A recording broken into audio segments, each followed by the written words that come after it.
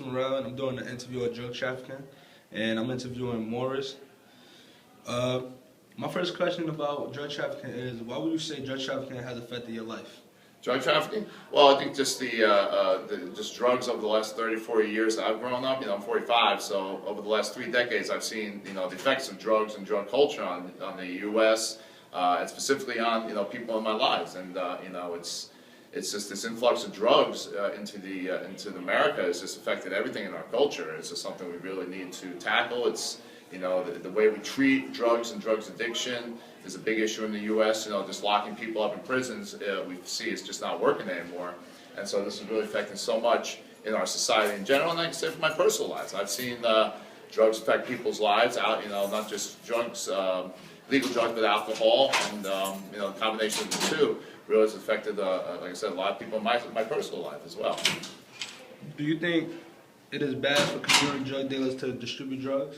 Yeah. Any illegal activity has to be, whether someone's selling illegal cigarettes, whether someone's selling, alcohol that's untaxed, any of this stuff has to be regulated. This is just a rampant thing. It's just got out of control, and that's what's happened with drugs since the 1960s. It's just got out of control, and there's very little we can do now, as far as unless we do something really, really radical, and see if it works. Okay. The next question is, did it only affect you or your family? My family, we really didn't have any issues with drugs. It has affected me. One of my good friends, he did back in the 90s. He went out west, and he actually did become hooked on drugs, heroin. And he's actually, he came back. We had to be tough on him. We didn't call him. We didn't talk to him. Him and his family, the same thing. His family kicked him out. Eventually, he got help, and he's been going to AA, NA for like 18 years now. Which is very good. This was probably like 18 years ago. So, we had to be tough on him. That was the way we all felt that we were going to do it. We just weren't going to hang out with him and everything like that. So he was a good friend of mine, still a good friend of mine, and that's my real, real experience with drug users. Can distributing drugs lead to death or robbery? Oh, definitely, yeah.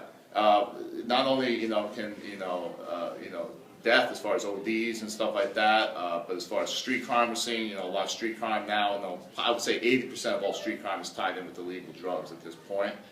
And not only that, it's a serious crime in the eyes of the law.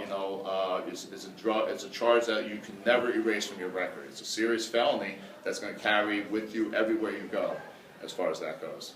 So you think the law enforcement is handling drug trafficking well or not? They're doing what they can right now. We do need some answers. We do need, once hopefully we get through this recession stuff, we need to really examine this. This is something we need to have our top politicians and top intellectuals really tackle this, because obviously what we've been doing since the 60s has not been working. 40 years of drug policy of just locking people up is obviously not even coming close to working in any way.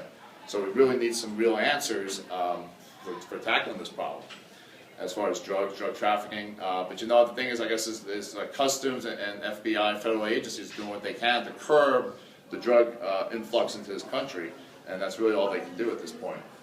In what way do you see drug trafficking affecting our students in the school, or students in general? Well, the thing is, it's just that it's the availability, especially marijuana. The availability of that and other drugs is just ridiculous. And the more available they are, of course, just basic economics, the price is going to come down.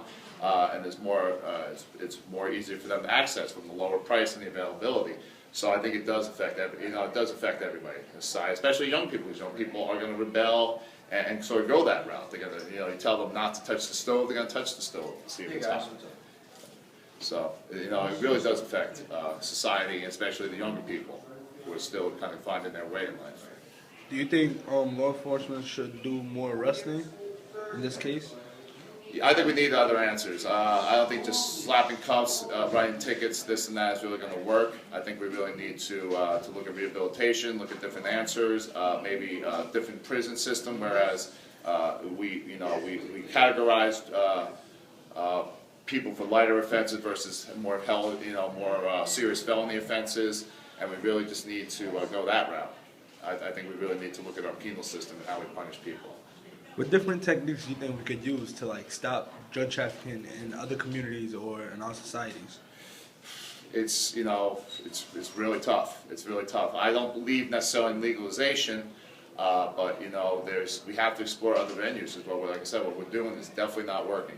Okay, it's definitely not working, and I don't know if we need tighter probationary measures on some past offenders or things of that nature, but we're being just overextended. Our probation officers, our penal system cannot. We don't have enough people and manpower and places to store people, as far as prisoners. We don't have enough parole and probation officers to monitor everybody, so it's really tough. We really need to look at different things. Maybe we can start with education, educating kids very young as a priority and the parents as well, as a priority against drug addiction and drug culture and use of drugs. So you think, like, if we stop drug dealers, you think the community would be a better place to, like, be at? Yeah. Drugs attract crime. Unfortunately, gambling does too. Atlantic City has crime now they didn't have before.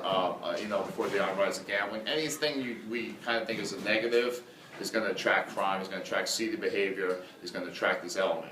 You think about these towns down the Jersey Shore that have a lot of bars. They too are attracting. That has nothing to do with drugs, but they too are attracting a negative element. So anytime you have this sort of negative activity or criminal activity going on, it's just going to escalate and grow. All right. Thank you for the interview, Mr. Morris. You're welcome. All right.